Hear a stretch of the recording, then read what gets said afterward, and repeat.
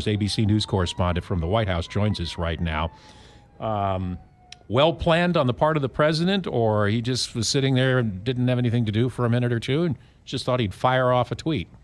Yeah, it was surprising that he announced when he was announcing this in a tweet, but I guess not surprising because he certainly has done that in the past.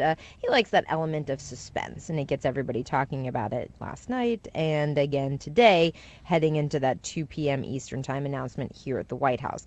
The president was facing a deadline this weekend, so this wasn't out of the blue. There have been a lot of questions in recent days about what he was going to do and when, as he's giving himself a little more time. I mean, he could wait until Saturday to do this. Instead, he's going to announce it today at the White House. Now, your peers at CNN have a poll that had come out with that says basically 63% of Americans say we should stay in the deal, 29% saying the U.S. should get out. Mm-hmm. Not unsurprisingly, this falls right along party lines. No big deal there.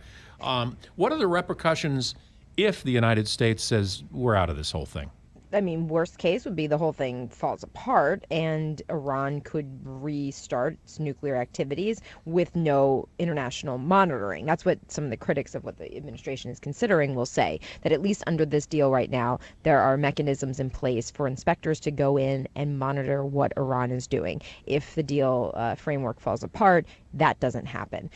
But the big thing right now is, what is Iran going to do? Certainly the signs have been that if the president put sanctions back in place, they said the deal is done. They're going to restart their centrifuges. But yesterday, the Iranian president said they would be willing to stay in the deal, no matter what the U.S. does, so long as it's preserved by the other parties, the Europeans, the Chinese, and the Russians. And that's an interesting element to this, that maybe this continues, just not with the United States in it. He has been tweeting also about John Kerry, criticizing John Kerry because he met with the Iranian foreign minister, and he's basically said, we don't need your help, John Kerry. Yeah, he called it illegal shadow diplomacy, and that John Kerry's the one that created the mess in the first place. The president also tweeted again this morning about John Kerry, saying, stay away from negotiations, you're hurting the United States. John Kerry hasn't apologized for it either. I mean, he said, I'm having conversations with former counterparts, very similar to what other former secretaries of state do. He's been talking to European officials, he's talked to lawmakers, he's talked to senior Iranian officials.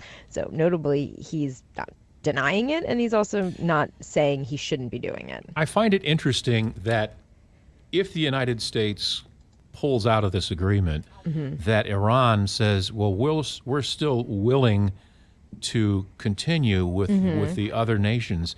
It's almost as if at one time our country, if we'd done something like this, the deal would automatically fall apart. I know, it is interesting. Yeah, like that, kind of similar with the Paris Agreement, with the Trans-Pacific Partnership, that, you know, things move on, even if the United States moves out. Yeah, and if we do move out, then, I mean, nothing changes for us, really. I mean, except that the drum beating will go on, especially if Iran shifts gears and, you know, if the whole thing falls apart and then they go back into the nuclear business again. So.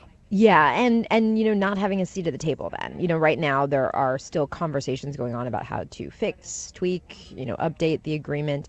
The United States position is we want to scrap the current one and start again. The Europeans would like to keep it as a framework and move on from there.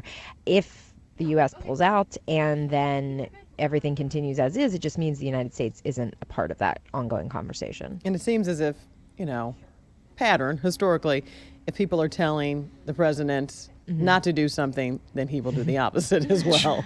Yeah, I think unpredictability is certainly something you can count on here.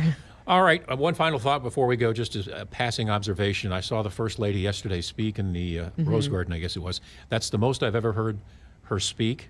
I thought she handled herself very nicely, and along with other First Ladies, she's got a project now that she can hang her hat on, and more power to her. Yeah, policy initiatives that, you know, she's been doing, but this is more of the formal announcing it in that formal capacity. Be Best is the theme.